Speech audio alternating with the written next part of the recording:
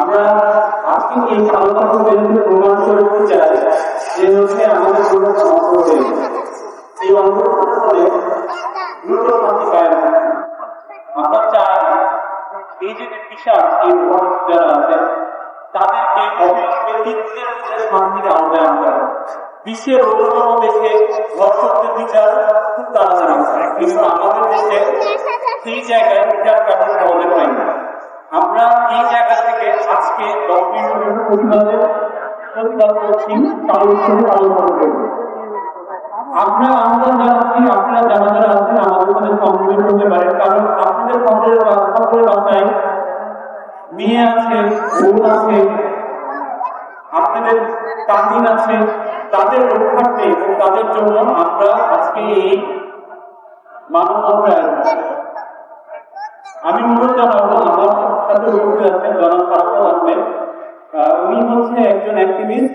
উনি আপনাদের কাছে তার অনুভূতি ব্যক্ত করেন। আমরা কিছুদিন যাবত দেখছি আমাদের তাকে হত্যা করা হয়েছে, তার ঘর থেকে তার বাচ্চারা নির্বাচিত করা হয়েছে। আমরা যখন বিচার চাইলাম, আমরা যখন বিচার উত্থাপন করলাম যে রাবিকা হত্যাকারীকে গণতন্ত্রের শাস্তি দিতে হবে, আমাদের মাননীয় সভাপতি বললেন গণতন্ত্রের শাস্তি দেওয়ার কোনো বিধান আমাদের সংবিধানে নেই। আমরা ইতিমধ্যে আমাদের অনেক নদী আছে, এখানে সংবিধান ভঙ্গ করে অনেক কাজ করা হয়েছে। বাংলাদেশ সংবিধানে সরকারের কোনো উল্লেখ ছিল না।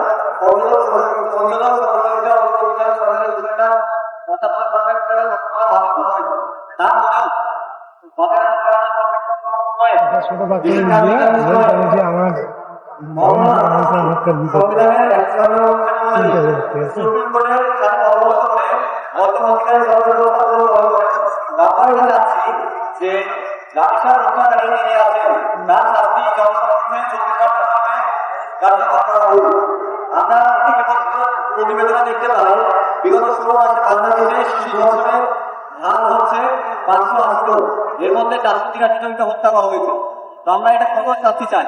আর বর্তমানে প্রশাসন যে কারণটি দেখাচ্ছে যে শাস্তি হলে যেটা বিলম্ব হচ্ছে, সে কারণটি হলো যে তারা নাকি এখন পর্যন্ত চাকরি করতে পারেনি, তার এই অধিকারটি নাকি প্রমাণিত হয়নি।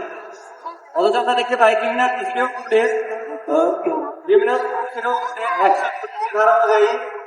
আসামি নিজে জবানবন্দি দিয়েছে যে সে অপরাধী করেছিল, স্বীকারোক্তিমূলক জবানবন্দি দিয়েছে, তারপরেও তার শাস্তি দিতে হচ্ছে কেন? আজকে আমাদের মূল দাবি হলো রাবিকা হত্যাকারীকে 24 ঘন্টার মধ্যে জনগণকে শাস্তি দিতে হবে এবং শুধু তাকে সাধারণ হবে না, তার মৃত্যু যেন যন্ত্রণা হয় এবং ভবিষ্যতে এটি যেন নদী হয়ে থাকে, থাকে 100 বছর থাকে, তার শাস্তি এমনভাবে দিতে হবে যারা পরবর্তীতে মানুষ কোনো বাচ্চার থেকে কোনো এমনি মেয়ের থেকে চোখ তুলে গেলে তাকালে সাহস না পায়। এটা একটা নদী তৈরি করতে হবে। মাননীয় প্রধানমন্ত্রী এবং যারা এই বিষয়টি বিবেচনা আনবে এবং যত দ্রুত সম্ভব যারা হত্যাকারী শাস্তি নিশ্চিত করবে।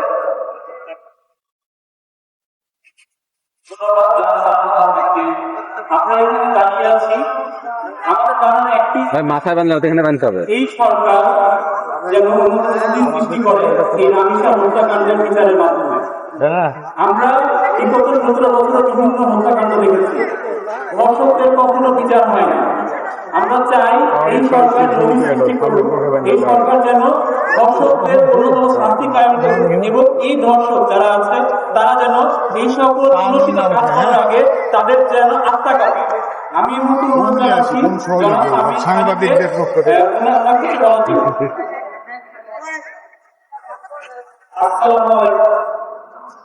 আমরা 3 দিন যা দেখছি আমরা তা দেখতে চাই না। আমরা কোন শিশু নির্যাতন দেখবো না। খাদ্য আমাদের রাজশাহীতে যদি কোথাও দেখা যায় এইরকম শিশুর উপর নির্যাতন হচ্ছে, সাথে সাথে আমরা তার প্রতিবাদ করব এবং দরকার করলে পুলিশের হাতকে ছিনিয়ে এনে আগে গরম ঘুমাই দিয়ে বাংলা পাস করা হবে, কোনো ছাড় দেওয়া হবে না তাকে। আমরা স্কুল কলেজে যতগুলো দেখেছি যে স্কুলে ছাত্রীদের উপর যেরকম নির্যাতন করা হয়, মাদ্রাসাতে টিচাররা ছাত্রীদের উপর নির্যাতন করছে, তাদের কারণ ছাড় দেওয়া হবে না। এটা রাজশাহীতে আমরা কঠোর হবে প্রতিবাদ করব এবং আমরা তা অলরেডি একটা প্রোগ্রামের মাধ্যমে শুরু করতে যাচ্ছি। আপনারা সবাই আমাদের সাথে ঐক্য হয়ে থাকবেন।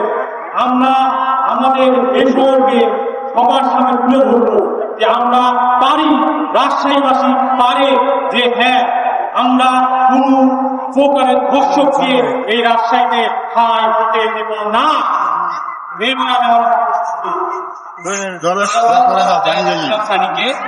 ধর্ষকের একটাই শাস্তি, মৃত্যুদণ্ড। সেটা জনসাধারণের মাধ্যমে খুব তাড়াতাড়ি কায়েম করতে হবে।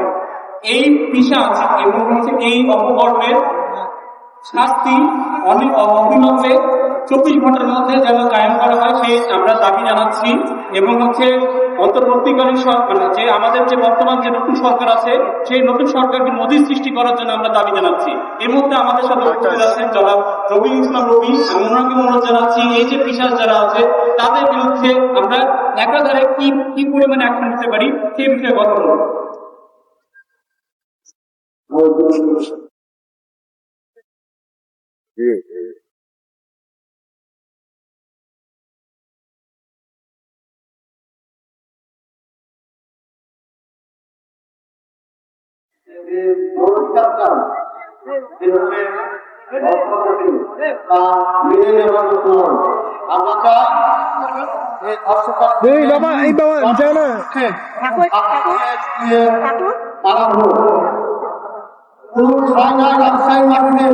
যদি রাষ্ট্রের মাধ্যমে কোন ধর্ষণকারী কোন শিশুকে ধর্ষণ করেছে, কোন আমাদের মা বোনদেরকে ধর্ষণ করেছে, আমরা সঙ্গে সঙ্গে আইনের হাতে নয়, আমরা নিজে আইন তুলে নেবো ইনশাআল্লাহ।